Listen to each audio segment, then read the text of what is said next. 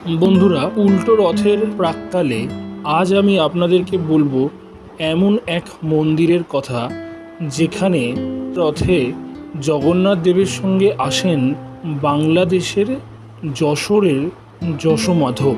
তাকে অনেকেই নীলমাধব নামে চেনেন। এই নীলমাধবকে কলকাতার বেলগেছিয়ায় তারাশঙ্করী পীঠে প্রতিষ্ঠা করেছিলেন যোগীরাজ পরেশচন্দ্র রায়মৌলিক। তিনি সেখানে তাকে তুলসী পাতা এবং দুধ দিয়ে চান করিয়ে এই নিম কাঠের তৈরি চতুর্ভুজ নারায়ণ মূর্তি প্রতিষ্ঠা করেন। এই যশোমাধব রথের দিন পিতলের রথে করে বেলগেছিয়া থেকে হাতিবাগানের মাধব বাড়িতে বা রাধা মাধব মন্দিরে আসেন সেবা নিতে। এই মন্দির সারাদিনই খোলা থাকে এবং এই মন্দিরে আপনি ইচ্ছামতো পুজোও দিতে পারবেন।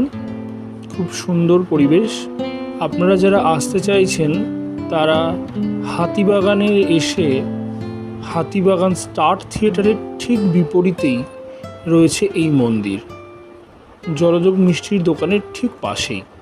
তো আপনারা যারা আসতে চান এখানে এসে মাধবকে আজকে বা অথবা কালকেই দর্শন করতে পারবেন।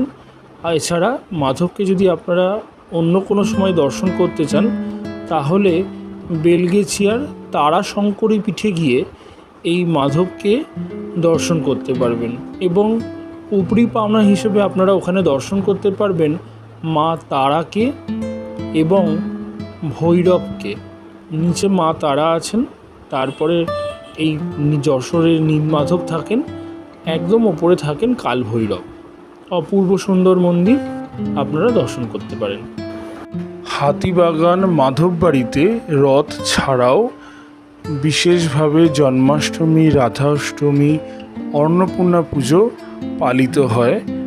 আপনারা যারা হাতিবাগান মাধব বাড়িতে আসতে চান তারা শোভাবাজার সুতানুটি মেট্রো স্টেশনে নেমে চলে আসতে পারেন স্টার থিয়েটারের দিকে এবং সেখানেই আছে এই মাধব বাড়ি।